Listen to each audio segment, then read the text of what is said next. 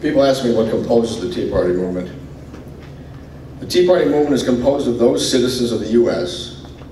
who hold a deep love for their country, a profound respect for those who created it, and an emotional appreciation for the men and women who gave the ultimate sacrifice to preserve this republic.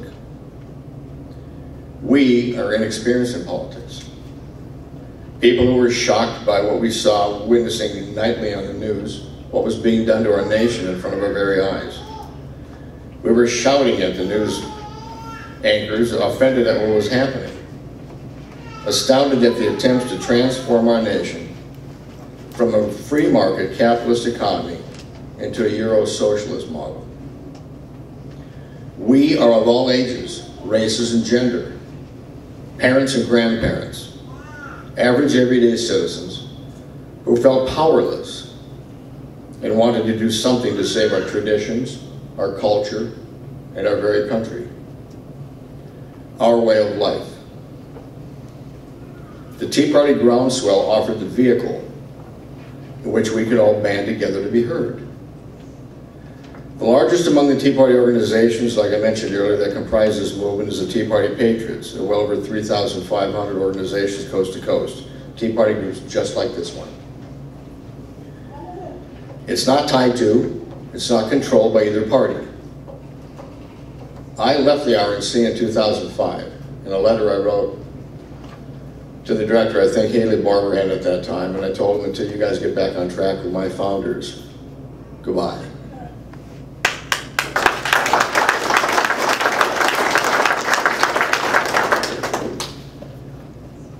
We are of all ages,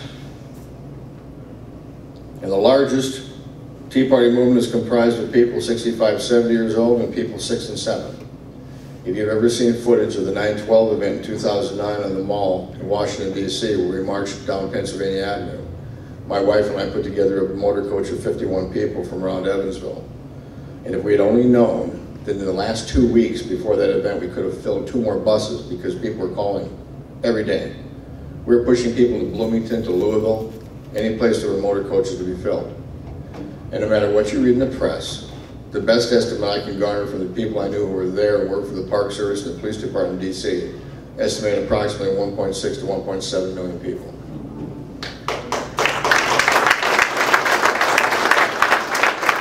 That was a point in history where something had to be done with so many numbers, with so much force and so much presence, that even Obama took off in a helicopter and left town. Unfortunately, it wasn't linked to that event, but I wish it would have been. It took that, and even the media don't admit that it actually happened. They still think we're going away, and I'm about to tell you we're not. But across the country, people who weren't tied to any specific party or any specific group or any populist movement decided that they had to do something. And if you ever get a hold of the film Tea Party documentary, it follows 5 people. 2 of them are black. From when they heard about it, got involved, founded Tea Party, and ended up on the 9/12 march in 2009. One was an Army reservist. A couple were business people. One was a nurse. People who'd had enough.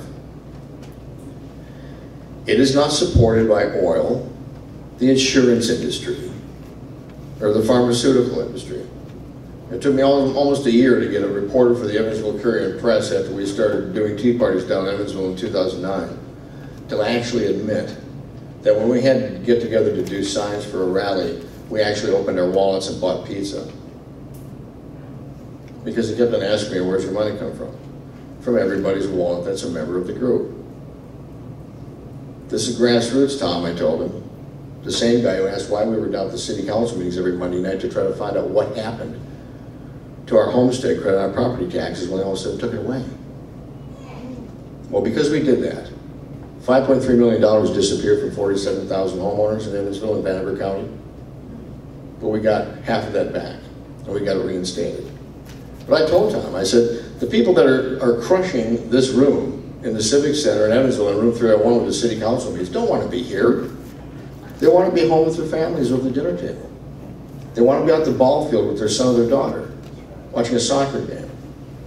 They want to be doing things families do, activities in their community. They don't want to come down here to the Civic Center and listen to a bunch of city council members spout stuff or give them excuses why this thing happened in the first place. But they had to do something. We are constitutionalist conservatives, united by the principles expressed in the Declaration of Independence, the United States Constitution, and the Bill of Rights.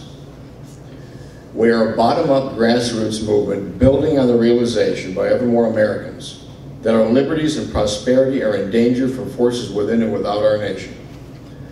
And the next time anybody you meet on the street asks you, why doesn't the Tea Party movement compromise more? Or why did 66 freshman members, a lot of whom I got to meet when I went to DC at a meeting just after the last election, Tea Party Patriots had a luncheon we put on at the Reagan building. We got to meet some of the freshmen. I explain it this way. If you want me to compromise, how much of my liberties do you want me to give away? A third? 3? Half? How much of my Constitution do you want me to compromise on? Maybe 2 passages, 2 sections in Article 1? What part? What part of this country do you want me to give to you on a bargaining table? Isn't going to happen. Not as long as I have something to say about a lot of people like me and like you. We are made up of millions of patriotic citizen activists across the nation, tied together by love of country and the founder's intent. We understand that. Despite our hard work over 2.5 years and the astounding results we were able to accomplish in the November 2010 election, where you had 680 seats in state legislatures change hands, 6 in the Senate, and over 60 in the House of Representatives. That's huge. And they're still trying to find excuses for why it happened. Despite those results, we remain in perilous danger of losing our liberties and our very way of life in the coming months if we don't prevail. November 2012 is going to be extremely important. We must take back the Senate and the White House in 2012, electing conservative men and women to represent us, those who stand on the principles of the founders and don't, as Lady Margaret Thatcher put it, go squishy. The next time I see John Boehner head to the White House because he's been called, which the president can't do, he can't demand anybody to come, his branch is equal to the House of Representatives, the legislative branch. You know you're going to lose something by the time John comes out. And he's going to have problems in 2012 because there's already some Tea Party groups I know in Ohio that are going to try to primary him. We expect our elected representatives in both houses to uphold the oath they took upon entering office. And we must press them to fully defund and repeal Obamacare.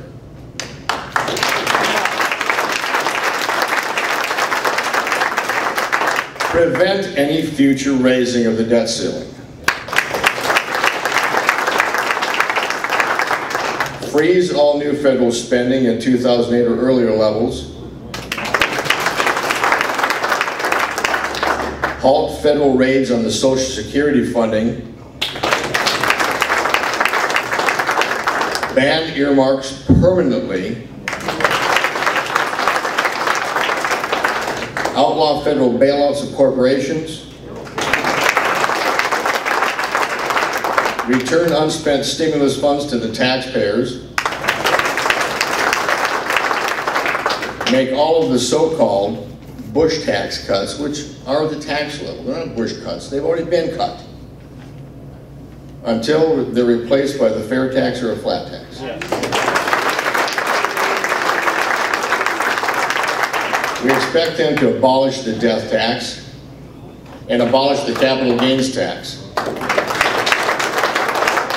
And also severely reduce corporate taxes because next to Japan, we're the highest in the world. There's another reason, alongside regulations, why companies leave our shores and go build someplace else. If you were putting up let's say a factory in Ireland like John DeLorean did years ago to build a car, would you rather pay that government 12% or 12.5% of your corporation's profits, or would you rather build it over here and pay 35%? utilize our own resources for our energy needs.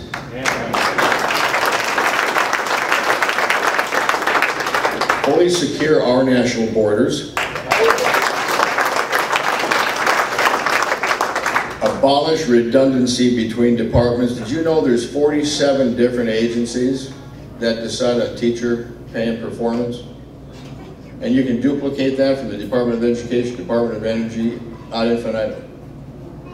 Because some senator had a pet project, got it passed, went through the House, it became law, and then 2 months later, another guy who he knows had the same idea, got his done, and it's the same thing. Dismantle inept and unnecessary federal agencies.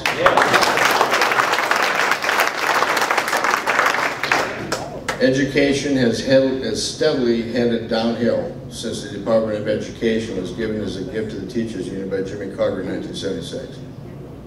And if you take a look at graphs, when the Supreme Court took private public schools in 1962, any indicator you look at, whether it's teenage pregnancy or delinquency or crime rates or test scores, they go in the opposite direction where they should have been headed.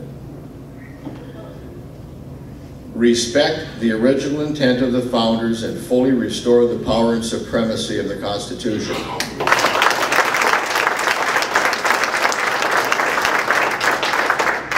Now, all of those above bullet points I just went through are goals in Tea Party Patriots' 40-year plan. That's a 40-year plan. Does that sound like we're going away anytime soon? No. I don't think so. So when you get the question asked you about the Tea Party diminishing, when I became state coordinator in Indiana back in 2009, October, like Jim mentioned in my introduction, roughly there were 64 to 66 Tea Parties in this state. Now there's 74 to 76. And there's some I've taken away, and there's some that keep on coming back. The movement's growing. It's not diminishing by any sense of the imagination. Principle must trump populism, and country must trump party. We are a nation of individuals, not groups.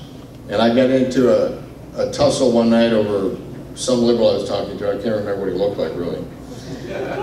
I know, they don't all look alike. That's somebody else's idea. But he kept on talking about human rights. And I said, well, human rights is a construct. It's like diversity, multiculturalism, moral relativism, like a whole bunch of other things, like social justice. They've been manufactured. How many people know where the term social justice came from? Ever heard of Vladimir Lenin? Okay. The same place political correctness started. So when you talk about terms, I asked him, I said, how do you know there are human rights? Humanity is a race, it's a species, it's a race. You're given rights individually from your Creator. You have rights God gave you. He didn't give rights to a group. And like I told Gail Ryken, the distinguished representative from District 77 in the Indiana State House, which was one of the people that took off for Illinois when things got tough and they didn't want to face the music. I asked her, I said, where do you get the term collective bargaining? It's not a right, it's a privilege. A governor can giveth and a governor in a house can take it away. Some states have it, some don't. But you're not born with it. Otherwise, everybody in your local would have been born from the same mother. I don't think that happened.